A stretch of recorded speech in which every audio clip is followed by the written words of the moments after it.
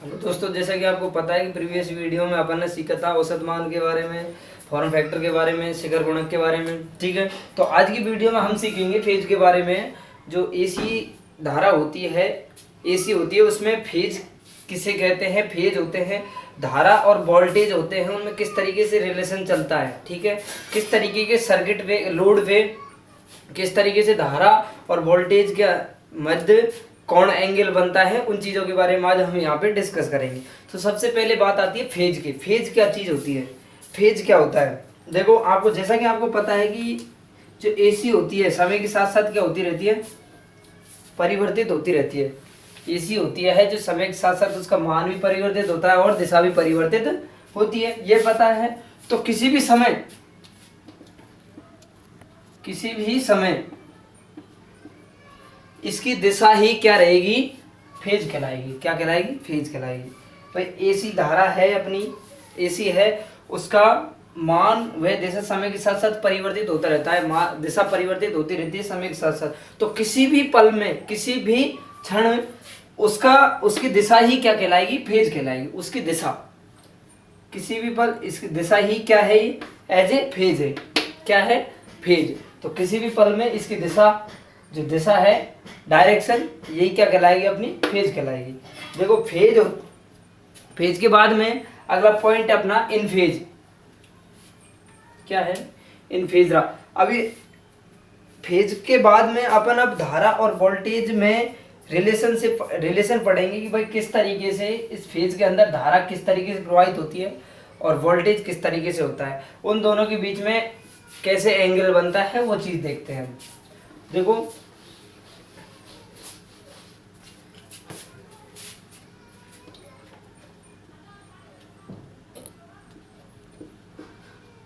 इन phase,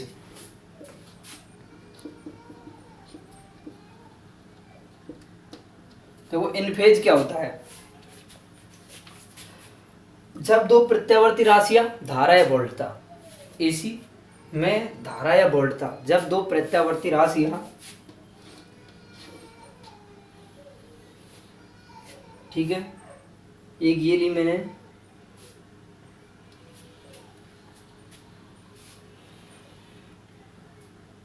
जब दो प्रत्यावर्ती राशियां एक साथ घटती बढ़ती हुई, एक साथ ही तो अपने किसमें मान पे पहुंचे? शिखर मान पे पहुंचे। जब दो प्रत्यावर्ती राशियां एक साथ घटती बढ़ती हुई एक साथ अपने शिखर मान पे पहुंचे, ठीक है, और एक साथ ही अपने किस मान पे पहुंचे? न्यूनतम मान पे, तो वो राशियां कौन सी होंगी? इन फेज राशियां। कौन सी राशि होंगी? इन फेज राशियां। एक साथ ही तो शिखर मान पे पहुंचेंगी, ठीक है, पीक वैल्यू पे पहुंचेंगी, और एक साथ ही किस पे पहुंचेंगी? न्यूनतम मान पे पहुंचेंगी। तो ऐसी राशियां कौन सी राशि कहलाएंगी? अपनी इन फेज राशि कहलाएंगी। ठीक है, आउट ऑफ फेज राशि, आउट ऑफ फेज राशि जस्ट विपरीत हो जाएगा इसका। भाई जस्ट इसका क्या हो जाएगा? विपरीत हो जाएगा। एक साथ प्राप्त नहीं करती। जब दो प्रत्यावर्ती राशियां एक साथ घटती बढ़ती हुई एक साथ अपने शिखर मान और न्यूनतम मान को प्राप्त नहीं करती, ठीक है, तो वो कौन सी राशि रहेंगी? आउट ऑफ फेज राशि।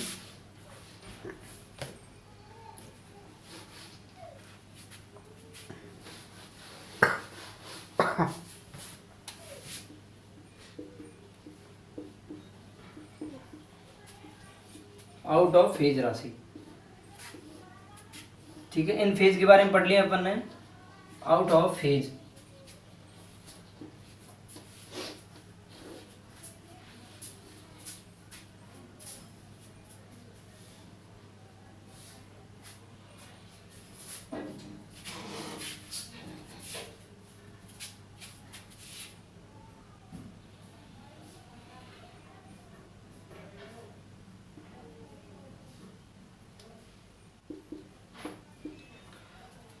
जब दो प्रत्यावर्ती राशियां धारा और वोल्टेज, जब दो प्रत्यावर्ती राशियां धारा हो या वोल्टेज, ठीक है, और दोनों ही चीजें हैं, धारा भी है अपने पास में, क्या है? धारा भी है, और क्या है? वोल्टेज है, ठीक है, वी वोल्टेज है। जब दो प्रत्यावर्ती राशियां धारा या वोल्टेज एक साथ चलती हैं और अपने शिखर मान और न्यूनतम मान को एक साथ प्राप्त नहीं करती, तो ऐसी राशियां कौन सी कहलाएंगी? अपनी आउट ऑफ फेज राशि कहलाएंगी। ठीक है, तो अधिकतम मान को वे न्यूनतम मान को एक साथ प्राप्त नहीं करती हैं, एक साथ उन पर नहीं पहुंच पाती हैं, तो ऐसी राशियां कौन सी कहलाएंगी? अपनी आउट ऑफ फेज। अब यहाँ पे जो धारा है वोल्टेज से क्या चल रही है? आगे चल रही है। ठीक है, कितने डिग्री एंगल है? जो भी ये एंगल है उसके हिसाब से धारा वोल्टेज से क्या चल रही है? आगे चल रही है। तो ऐसी अब ये राशि जब दोनों में क्या हो गया, ये अंतर पैदा हो गया भाई, धारा अपने शिखर मान में पहला पहुंच रही है और वोल्टेज बाद में पहुंच रहा है। ठीक है, तो ये आउट ऑफ फेज राशि हो गई, लेकिन इनके बीच में क्या हो गया? अंतर हो गया। अगर कला अंतर की परिभाषा आपसे पूछता है तो निकल के आ गई, जब दो प्रत्यावर्ती राशियां, ठीक है, एक साथ घटती बढ़ती हुई कुछ डिग्री कुछ अंश के अंतर पर अपने शिखर मान व न्यूनतम मान पे पहुंचती है। ठीक है, तो धारा यहाँ से चली, पीक वैल्यू इसने हाईएस्ट वैल्यू अपनी प्राप्त कर ली। जैसे मान लेते हैं यहाँ पे इसने वैल्यू प्राप्त की धारा ने, तो यहाँ से जैसे ही ये आगे चलना स्टार्ट करेगी तो यहाँ से वोल्टेज प्रारंभ होगा। मतलब धारा ने यहाँ तक पथ प्राप्त कर लिया अपना, उसके बाद में वोल्टेज प्रारंभ हुआ चलना, तो इनके अंदर अंतर पैदा हो गया कुछ डिग्री का, कुछ अंश का। ठीक है, तो वो कला अंतर कहलाएगा। तो आउट ऑफ फेज राशियां ये होती हैं जो एक साथ अपने अधिकतम मान और न्यूनतम मान को प्राप्त नहीं करती, आउट ऑफ फेज राशि कहलाती है। इसका अगर देखें तो धारा आगे चल रही है, ठीक है, वोल्टेज से। अब जरूरी नहीं है कि 90 डिग्री चल रही हो, ये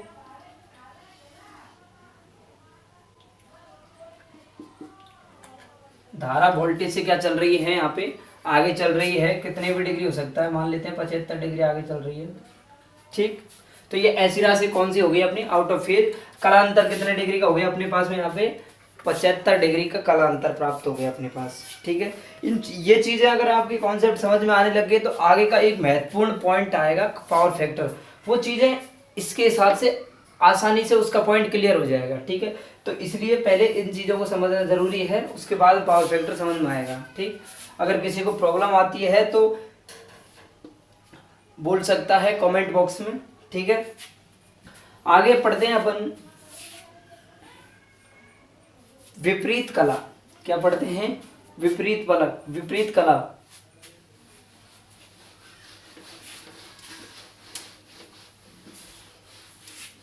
एंटीफेज। क्या पढ़ेंगे अपन? एंटीफेज, विपरीत कला।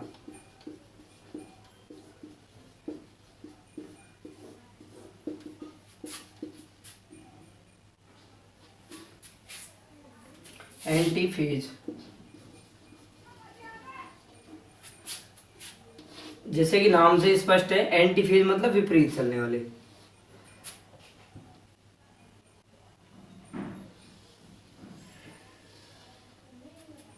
जैसा कि मान लेते हैं ये किसका वक्र है? धारा का। सपोज दैट ये किसका वक्र है? धारा का। धारा जब ऐसे चल रही है तो अपन को वोल्टेज किस चलाना है? विपरीत चलाना है, या कोई भी राशि हो सकती है। धारा वोल्ट से मतलब नहीं है, दो फेज भी हो सकते हैं ये। ठीक है, क्या हो सकते हैं? ये दो फेज भी हो सकते हैं।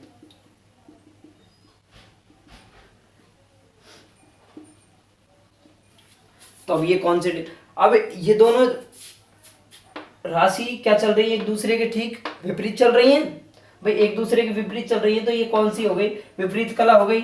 ये राशि है जब ये पॉजिटिव में है, ये किस में चल रही है? नेगेटिव में। एक दूसरे के कितने डिग्री अंतर पे चल रही है? 180 डिग्री अंतर पे। कितने पे चल रही है? 180 डिग्री पे अंतर पे चलती हैं। तो ऐसी यह स्थिति क्या कहलाती है? अपनी विपरीत कला, एंटीफेज राशि कहलाती है। ठीक है, जब दो प्रत्यावर्ती राशियां 180 डिग्री के अंतर पर चलती हैं, जब दो प्रत्यावर्ती राशियां एक दूसरे के ठीक विपरीत 180 डिग्री के अंतर पर चलती हैं, तो ऐसी कौन सी राशि कहलाएंगी? अपनी विपरीत कला वाली एंटीफेज राशियां कहलाएंगे। ठीक है, पॉइंट क्लियर? तो ये एंटीफेज होती है। अपना एक पॉइंट आगे चलता है, एक होता है क्वाड्रेचर राशि।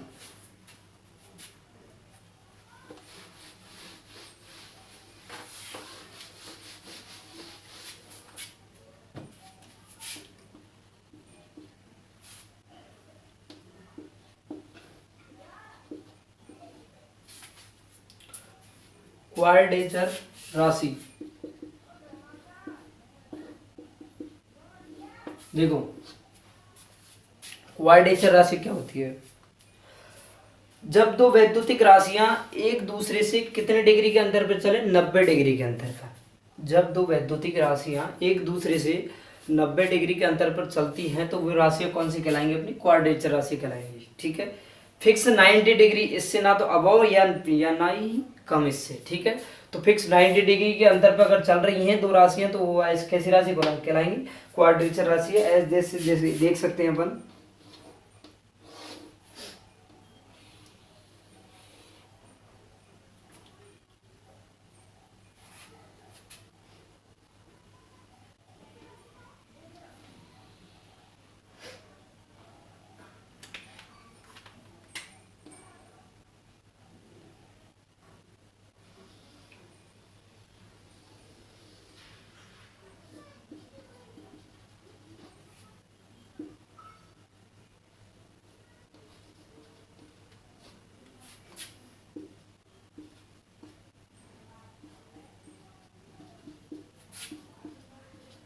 ठीक है, तो ऐसी राशि कौन सी कहलाएंगी? अपनी क्वाड्रेचर राशि है।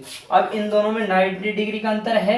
जब धारा यहाँ से अपने इसने पीक वैल्यू प्राप्त किया, अपना शिखर मान प्राप्त किया करंट ने, उसके बाद में यहाँ से वोल्टेज क्या चल रहा है? स्टार्ट हो रहा है। ठीक है, चलना प्रारंभ कर रहा है। तो इट मीन्स धारा और वोल्टेज में कितने डिग्री का अंतर हुआ?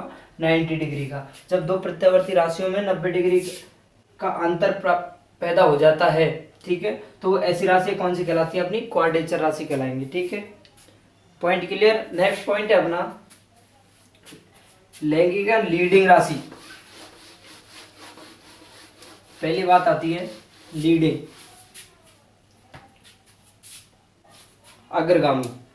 पॉइंट ये अभी साथ में क्लियर करते हुए चलना है, क्योंकि आगे के जो पॉइंट है इनके द्वारा अच्छे से समझ में आएंगे। ठीक है, अग्रगामी, अगर ये चीजें अपने क्लियर नहीं हैं तो आगे के पॉइंट समझ में नहीं आने वाले, इसीलिए इन चीजों को सबसे पहले इन कॉन्सेप्टों को क्लियर करना है अपने दिमाग में। ठीक है, अग्रगामी लीडिंग बोलते हैं इसको। ये क्या होती है? जैसा कि नाम से स्पष्ट है, लीडिंग, अग्रगामी। दो प्रत्यावर्ती राशियों को चला रहा था मैं, दो वैद्युतिक राशियों को। ठीक है, धारा वोल्टेज को चला रहा था। जब धारा और वोल्टेज में जो राशि पहले पहुंचती है, धारा और वोल्टेज में जो राशि पहले पहुंचती है वही राशि क्या कहलाएगी? अपनी अग्रगामी। Point clear.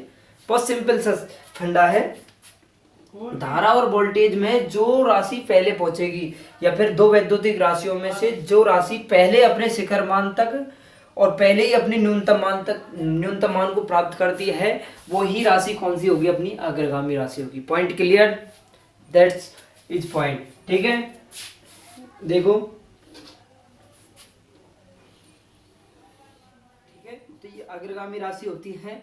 जो राशि पहले अपने शिखर मान पर पहुंचती है वो राशि कौन सी रहेगी? अग्रगामी। जैसे कि यहाँ पे अपन समझ सकते हैं, वोल्टेज से अग्रगामी क्या है? करंट। कितने डिग्री है? 90 डिग्री आगे चल रही है वोल्टेज से, तो करंट क्या है? करंट इज लीडिंग है। ठीक है, और लैगिंग क्या होता है? ठीक है, वो भी समझना है। तो यहाँ पे करंट इज लीडिंग तो वोल्टेज इज लैगिंग। वोल्टेज क्या है? यहाँ पे पश्चगामी है। क्या है? वोल्टेज पश्चगामी, और करंट क्या है? लीडिंग है। तो ये चीज कॉन्सेप्ट को अपन क्लियर करना है। लैगिंग को समझ लो एक बार।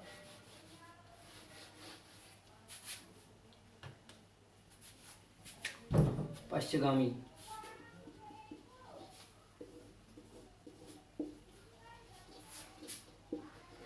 लैगिंग। ठीक है,